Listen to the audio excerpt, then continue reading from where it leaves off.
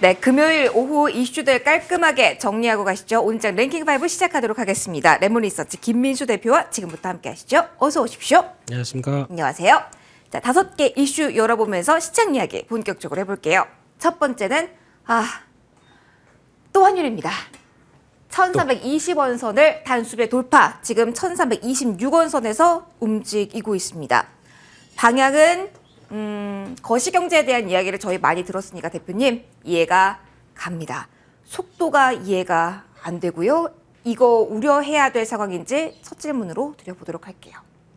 뭔가 급변하면 우려가 돼요. 너무 빨라요. 네, 그리고. 예. 우려가 되는데 이거를 어떻게 솔직히 이럴 때는 네, 여행 가고 싶어도 못 가네요, 해외. 그렇죠. 그 네. 부담도 있죠. 그러니까 또 그런 생각도 드는데 가고는 싶은데 못 가게 만드는. 차라리 그럼 더 하락한 일본이나 유럽을 갈 수 있는 상황이 또 코로나 때문에 또 아니고 환율이 그러니까 도움이 되는 쪽이 지금은 없다.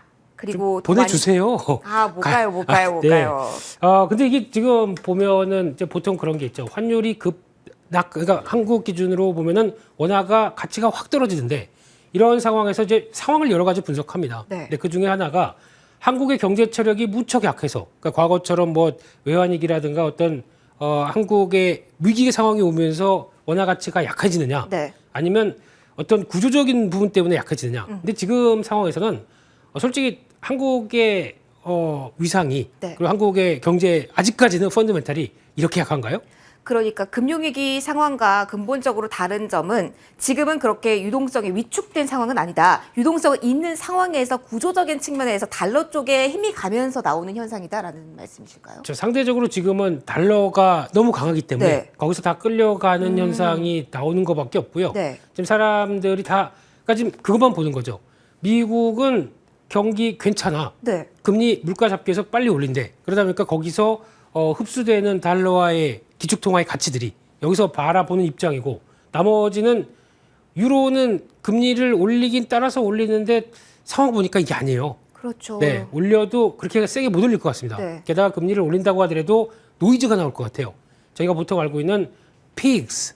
맞아요. 예. 그쪽의 부실 채권이라든가 문제가 또 불거질 수 있기 때문에 그렇죠. 유로화에서 무언가 움직임이 나와서 그게 달러가 강세를 주춤하게 해주는 걸 기대하기는 좀 무리겠네요. 그렇죠. 그래서 보통 달러를 상대로 해서 인덱스를 만드는데 네. 그중에서 한 뭐 40% 정도 차지하는 이 유로화가 어느 정도 변화가 나와야 되는데 유로 기대할 게 없고요. 반대로 그러면 한 18% 차지하는 엔화 뭐 있을까요? 없을 것 그러니까 같습니다. 그냥 나홀로 독주하는 거죠.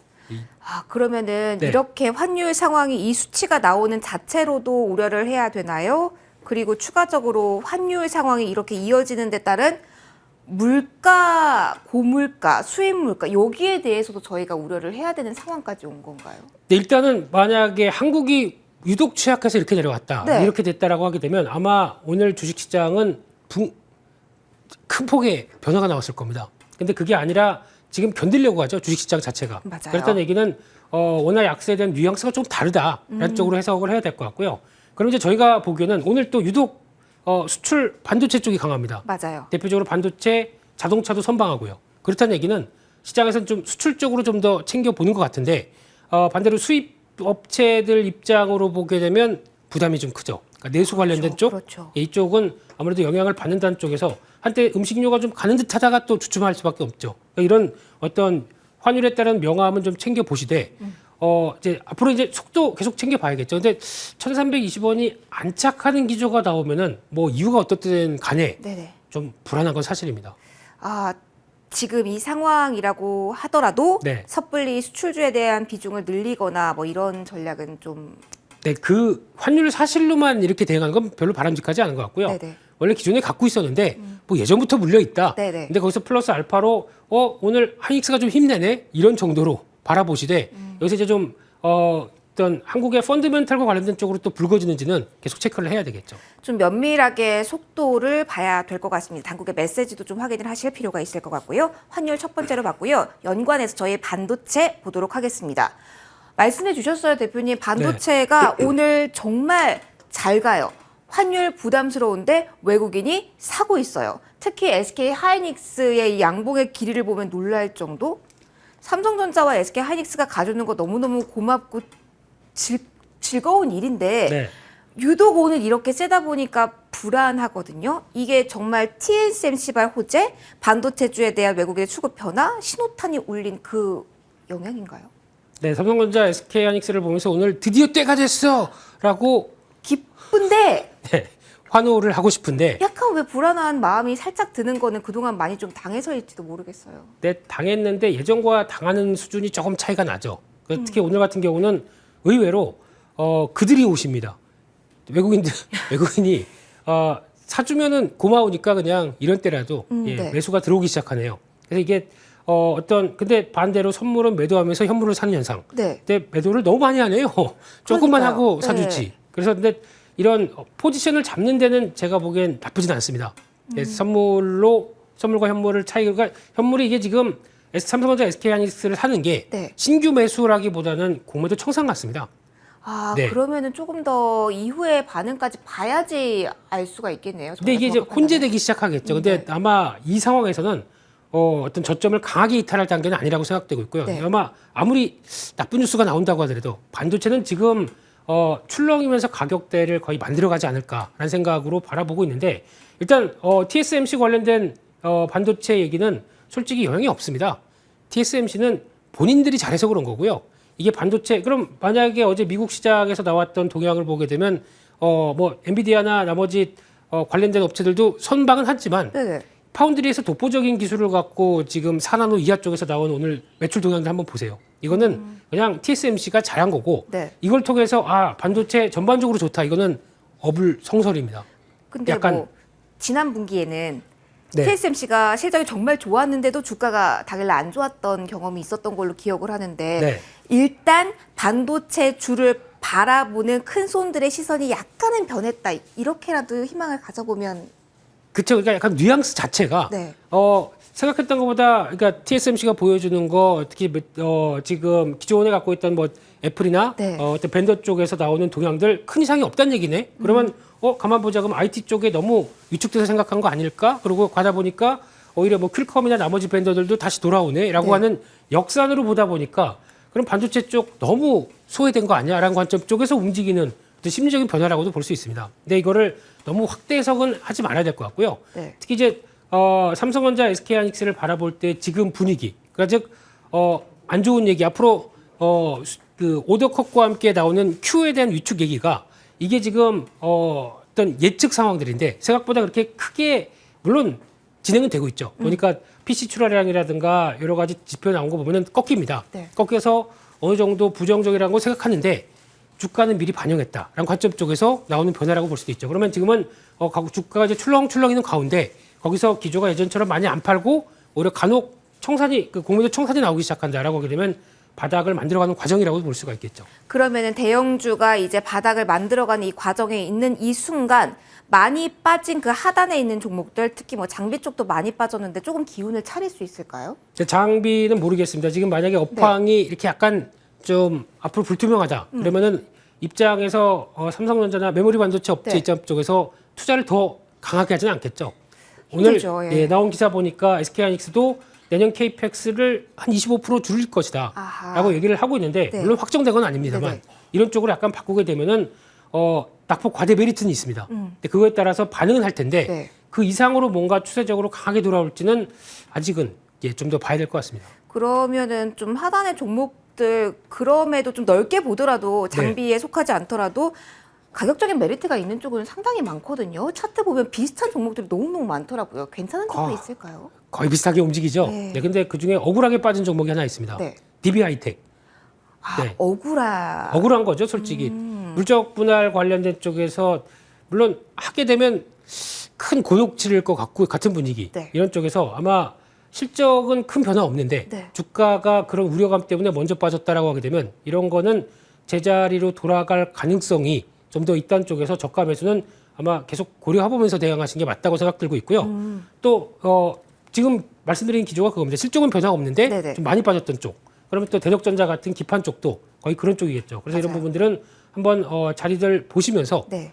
반도체 업황과 움직이는 동향들 체크하셨으면 좋겠습니다. 서서히 좀 주목할 시점은 왔다라는 관점에서 그 자리 한번 노려보자라는 얘기 함께 해주셨습니다. 다음 이슈로 넘어가 볼게요. 저희 이 이슈가 오랫동안 시장에 돌았지만 랭킹5에서 많이 안 다뤘습니다. 근데 오늘은 한번 다뤄야 될 것 같아서 무증 이슈 들고 왔습니다. 시장 분위기가 그래서 그런 걸 것 같아요. 무상증자 테마주가 이 무증이 가진 의미가 이제는 헷갈릴 만큼 어떤 의미인지 잘 모를 만큼 지금 다른 의미로 시장에서는 해석이 되고 있는 것 같아요. 무증 테마주를 계속 찾는 움직임이 나오고 있는 지금 전반적인 이 시장 분위기를 대표님 일단 어떻게 봐야 될까요? 내가 좋은 기업 매매하다가 얻어 걸리면 좋습니다. 그거는 괜찮은 네, 거죠? 근데 이거를 굳이 찾아서 하지 마세요. 그러니까 이게 요즘은 유보율 높은 네. 그냥 많은 단순하게 네. 그렇게만 보는 거죠. 그러니까 충분히 유보율 높다 보니까 높은 그동안에 나왔던, 그러니까 가장 좋은 거는 네. 그동안에 영업 프로그램들을 열심히 하다 보니까 거기서 나온 현금이 쌓이는데 이거를 어떤 방법으로 자본금에 편입할까? 그러니까 자본 조정 방향입니다. 그래서 자본을 좀 늘리고 거기서 나오는 그 주수가 그럼 당연히 늘겠죠. 근데 그 과정 쪽에서 나오는 재무의 펀드멘탈은 전혀 영향이 없습니다.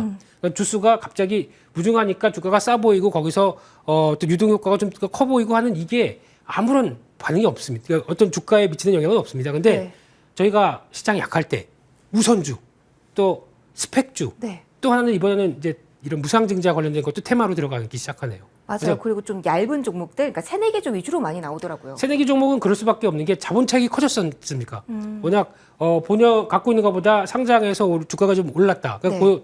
어떤 IPO에서 나왔던 그 자본 차익이 발생하는 부분들이 유보율로 들어갔다라고 하게 되면 그게 당연히 할 수는 있죠. 근데 이게 어떤 호재나 아니면 기업들이 뭐 서프라이즈하게 좋아져서 이런 건 전혀 아니기 때문에 차라리 업력 높은 회사들이 이어졌다가 나왔던 자본금 편입 방향으로 나온 거는 괜찮죠. 네. 근데 이쪽은 너무 그걸 가지고 그러면 이제 아마 소팅을 유보율 높은 종목들 쭉 찾아서 매매를 한다. 이것도 물론 나쁜 아이디어는 아니지만은 그게 또 직접 반응하기 위해서는 뭔가 또 시장과 이게 이런 게 좀 있어야 될 것 같고요. 네. 근데 이거는 차라리 그쪽으로 하는 투자 아이디어는 잘못 혹시나 또 그런 거 가지고 호재인 줄 알고 들어가셨다가 나올 때 보면 또 고생하십니다. 그렇죠. 주의가 필요하다. 끝. 네. 알겠습니다. 깔끔하게 정리해봤습니다. 저희 다음으로는 제약바이오에 대한 이야기 꾸려가 볼 겁니다. 호재와 악재가 혼재가 돼 있는 상황인데 지수가 내릴 때는 오히려 고개를 드는 흐름입니다. 오늘은 여러 가지 이슈가 나와서 하나씩 좀 볼게요. 국내 첫 확진자가 코로나 변이 최악 바이러스에 이 첫 확진자가 나왔다는 소식이 하나가 나왔고 그런데 SK 바이오사이언스 같은 경우는 실적 이슈로 내리고 그러다 보니까 코로나 이슈가 일단 살아있는 건지 제약바이오주를 볼 때 이 코로나 키워드를 갖고 가야 되는 건지 좀 헷갈리는 장입니다. 이거 위주로 먼저 질문을 드려볼까요? 네, 이제 하다 못해 별게 다 나옵니다. 네. 켄타우루스? 맞아요. 네. 반은 사람 반은 동물이었던. 이게 근데 최악의 버전이래요, 변이에. 되게 신기한 게 우리나라 1호 환자가 해외도 안 나갔는데 걸렸다면서요. 그러면 이게 그러니까 되게 특이한 케이스 같습니다. 그래서 이런 식으로 전파력이 크다라고 네. 하게 되면 이제 그림이 참 그러네요. 특이 증상도 없대요. 네, 그러니까 이런 부분들이 네. 그러니까 이제는 어떻게 보면은 약간 공포가 조금씩 넘어가면서 숫자 나오기 시작하다 보니까 우려가 한번 커지는 거죠. 거기다가 지금 보면은 또 원숭이 두창도 계속 확진자 늘어나는 국내는 아직 아니지만은 네. 이런 쪽으로 봤을 때 약간 이제 전염병에 대한 여러 가지 참 안 죽는구나 라는 쪽에서 아무래도 관심이 떨어지진 않는 가운데 근데 지금 이쪽 종목들 보게 되면 일단 많이 올랐습니다.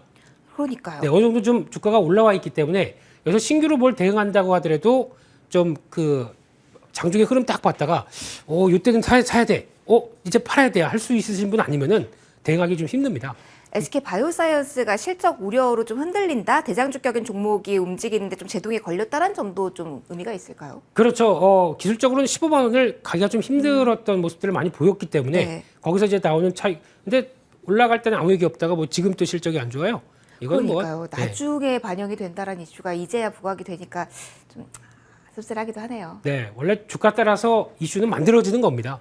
그런 쪽에서 봤을 때 일단 힘이 떨어지죠. 네. 그런 관점에서 아마 시장이 만약에 약간 오늘 좀 살아 움직이다 보니까 또 매기가 반도체 쪽으로 몰려가면서 나오는 현상이라고 하게 되면 너무 일단 지금은 그동안에 피난처 역할을 했는데 네. 이게 계속될지는 아직은 모르겠습니다. 그렇기 때문에 지금 신규로 너무 공격적으로 제약바이오 들어가시는 것보다 이슈 있는 거나 아니면 그래도 제약바이오가 그래도 선전하는데 좀 펀더멘탈 되는 걸로 보자라고 하는 종목들로 보게 되면 일단 그래도 대원제약은 여전히 관심이 높다고 봐야 될 것 같고요. 지금 네.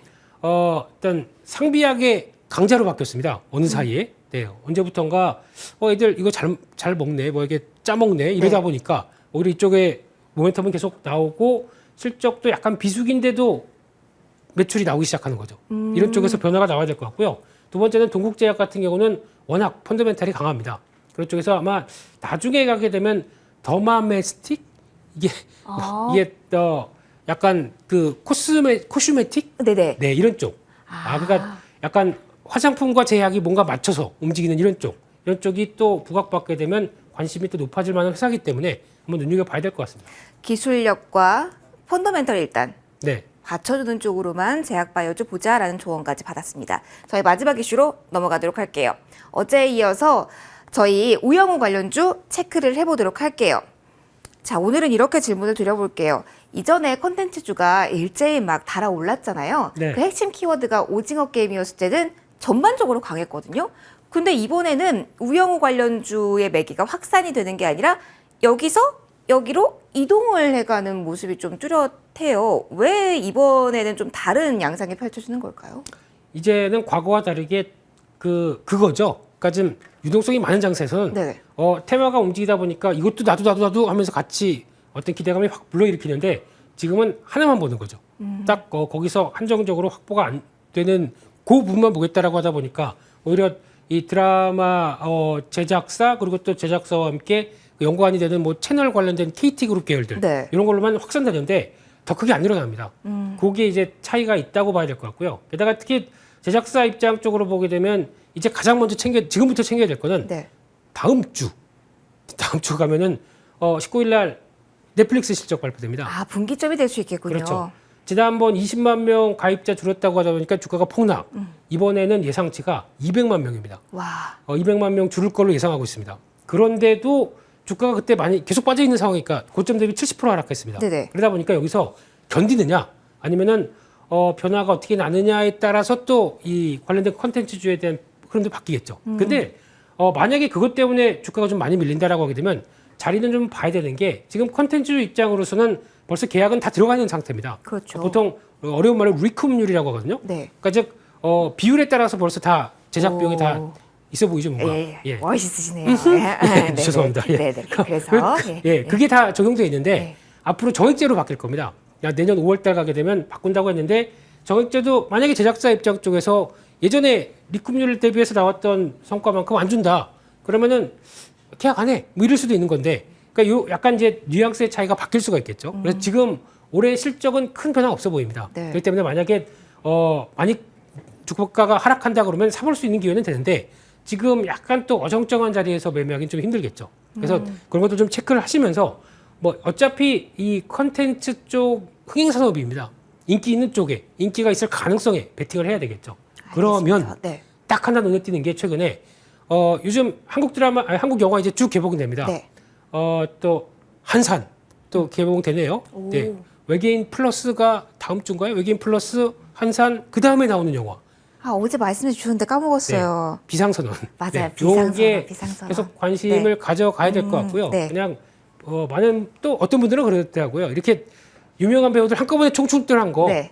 잘 된 거 못 봤다라고 하는데 참 많이 봤는데요. 도둑 놈이 아니고 도둑들인가? 맞아, 그것도 그런 것도 흥행했었죠. 그렇고. 예. 그래서 그래도 이런 걸 보자. 이름값이 있다 보니까 일단은 관심은 높아지겠죠. 그런 알겠습니다. 쪽에서 쇼박스. 쇼박스 네. 관심이 있으시다라고 말씀을 해주셨어요. 원픽 들어볼 시간인데 원픽을 이미 들은 것 같은 느낌이네요. 원픽은 바로 하나, 둘, 셋. 네, 그거요. 쇼박스. 네, 그걸로 보면서 네. 아마 지금 주가가 한 단계 올랐습니다. 그러다 보니까 일단 지금 공격적으로 위로 쫓아갈 단계는 아닌 것 같고요. 5,500원대 밑에서 바라보시되 손절가는 정확히 지키셨으면 좋겠고요. 네. 한 5,000원대 정도로 보시면서 목표가는 일단 직전 고점대 한 6,700원으로 잡아보면서 대응하는 걸 말씀드리겠습니다. 알겠습니다. 네. 지금까지 레몬리서치 김민수 대표와 이 시간 함께 진행해봤습니다. 대표님 고맙습니다. 좋은 주말 보내십시오. 감사합니다.